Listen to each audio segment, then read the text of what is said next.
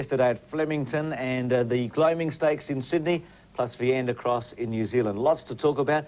Keith, welcome once again. Your highlight from yesterday? I suppose, Bruce, would have to be the winner of the Craiglee Runyon. This imported galloper did it the hard way. He raced wide and he won well. I thought that Craiglee Stakes, as is traditional, enhanced the prospects of a few cup chances and burst a few bubbles again yesterday, including your favourite horse, Star of the Realm. I advise you now to sack him. I might have to jump off, Keith. You might be right. Max, Rose Hill yesterday. Do we jump off March Hare? No, March Hare raced reasonably. I suppose you'd be satisfied unless you laid the odds on. There were excuses, though, but Rose Hill yesterday wasn't a day of highlights. It was a day of lowlights. A couple of reversals. One in particular, Sportsworks, only a week ago ran last.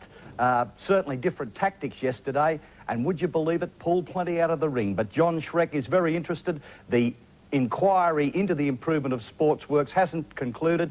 John Hawkes, the trainer, wasn't at Rose Hill yesterday, but I can assure you Schreck will be catching up with him in future. Well, that's interesting. Let's go to the Craiglee and have a look at some of those that enhanced their prospects for the Cups and those that maybe had their bubble burst. Runyon was 3 wide all the way. He's the horse with the nose roll. Brent Thompson, great to see him back with the red colours. Fra had a good run. Our Pompey was sitting up third. Saracen leading at the moment. Landowner was second. Yes, that's Fra back on the rail, and I don't think that was the place to be at Flemington yesterday. Bruce, we saw a lot of horses who raced close to the rails who faded out, as did Fra in this. Runyon, red, gold seams and cap. It's the shadow roll, similar to harness racing. He's been under pressure for a long way, but he keeps finding Brent Thompson riding Runyon on a long rein, European style, and he finds plenty. Eye-catching runs, Air Seattle, who flew home to finish third, and Tennessee Jack came from last. Not a bad run. Finished 7th, about 2.5 lengths from the winner. What about Innocent King, who was heavily backed yesterday? You've mentioned Star of the Realm, the bubbles burst there. Innocent King? Maybe the second up syndrome. That's the only excuse you could provide, because he started a short price favourite in a race with such quality, and he was disappointing. Keith. Caught down low, though, didn't he? Go on, Max. Sorry to interrupt you. Innocent King was on the fence. I think you made the relevant comment there that perhaps the fence wasn't the place to be. Now, I'm not going to make excuses for Innocent King. If you had your money on, you'd be very disappointed. But again, the bias there, and I think that was the relevant part of your assessment. How much quicker was it out wide? Innocent King on the fence looked like he could have been bogged down. Yes, I do agree with you, Max, and we will excuse him. It was quicker on the crown of the track. If you got out wider beyond that, you're also in trouble, as we'll see later. OK, we'll leave it there. Our Tristolite looks to be struggling a bit. She got buffeted before the turn, but there's a query on her. The Ascot Vale Stakes was a tremendous result with Brawny Spirit. He's only a little pony. There he is in the crown, really. Harry White maybe got left in front a bit early, Keith, but oh, he's a darling here in this state, isn't he? He got a Melbourne Cup reception when he came back. Have a look at this little mighty mouse. He's 14.3 hands. Pony size is 14.2. He's all heart. I know that's a cliche, but look at this little fellow go. $250,000 at stake. He cost only $3,250, and when he needed heart at the finish, look at him fight on. Now, Bella Sarita looked as if she would run past him. The boy stopped using the whip on Bella Sarita. Star of Maple wasn't a bad run, because I think he got held up a bit early, missed this kick. Yes, look, only the winner got the credit in that race, to my mind, Bruce, and the scenes after the race was total jubilation. Mick Winks, the former drover and milkman, he's had his biggest win, and so did the owners. And it was good to see Harry White too, the great Melbourne Cup jockey. Golden Sword looked good. He also drawn one in the Bobby Lewis, got out into the crown, and the thing that's the most impressive about him is that acceleration at the 100 metres when he just gobbles them up, as they say in racing. Right. We're all armed with the knowledge that you couldn't win from barrier 1 by this stage. That's why Golden Sword went from 7-1 to 12-1. But we didn't know that Stephen King was going to drop him out, bring him out onto the crown of the track, and look at him fly home, predominantly yellow colours. You've seen plenty of him, Max. You saw him in Sydney. What do you think of Golden Sword? Very, very slick racehorse. Golden Sword, incidentally, ran his last 800 metres much faster than Brawny Spirit. What happened to Trista Love in that race? Did she lose a leg, or did she come down with the old African sleeping sickness? Certainly that wasn't the Trista Love I know. She obviously doesn't handle the wet. The track was heavy in the morning, upgraded to slow, and that was enough to put Trista Love out of business, as it did with another Bart Cummings mare.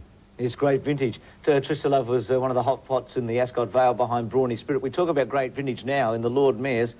It was, what, 13 to 4, wasn't a whole lot of money for her. Let's Elope couldn't handle wet tracks, but maybe we've been talking about Let's Elope and great vintage a bit too often in the one sentence. And it's crazy because Let's Elope is one of the best mares to race in this country. Great vintage has got so much to do. At this stage, she's nothing better than a handy mare.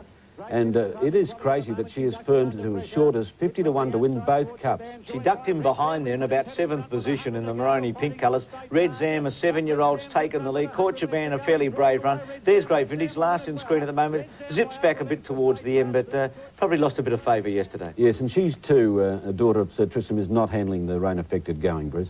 What do you think, Max, about her? Well, that again is relevant, Bruce. Let's Elope was a duffer in the mud, so I think you've got to apply that to some of Sir Tristram's other progeny, and they certainly displayed that yesterday. But nevertheless, I'm not going to wipe any of the Sir Tristram horses in the Melbourne Cup that we've mentioned, because yesterday it obviously was a biased, rain-affected track at Flemington. Tell us about Constant Flight, a 50 to 1 chance coming right over the top of March here in the Gloaming Stakes.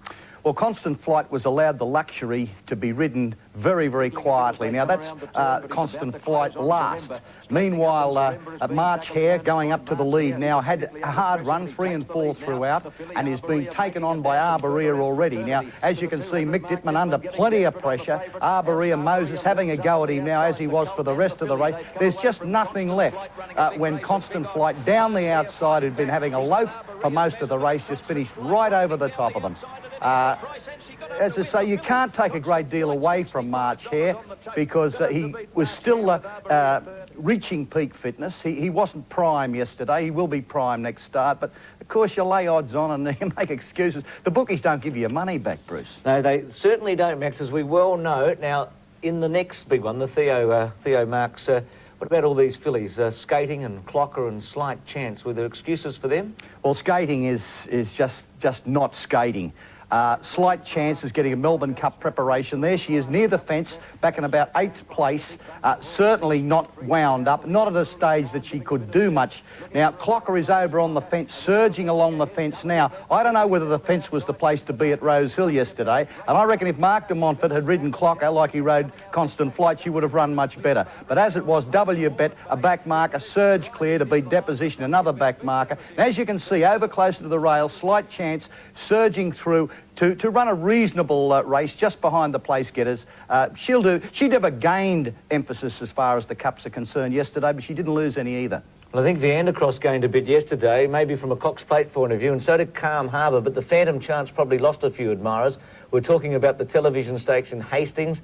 Solvent led into the straight. Calm Harbour's got an enormous reputation. It's running second, and see Viandercross in about 4th or 5th place. Remember, this is only 1,400 metres, a distance that, of course, is too short for Viandercross. But look at him storming home in the pinkish colours. Viandercross, that's something that we're going to see a lot of in the weeks to come, both in Melbourne and Sydney. You got a rep on Calm Harbour? Oh, I think he's a very good horse, Bruce, and but so too is Viandercross. He's a champion stayer, and we're going to see him at his best this season, I'm sure. Look at the Melbourne Cup market now. Innocent King still retaining equal favouritism with our Pompey, who put in a workmanlike race yesterday. Nothing flash. Starved the Realms on the second line of betting with Runyon, who was 15s before yesterday, or 20s. Great vintage, 10 to 1, and then 12s and 15s, quite a batch of them. Max, thanks for joining us. You're in a very good mood today. You must have backed a winner yesterday. Look forward to talking to you next week.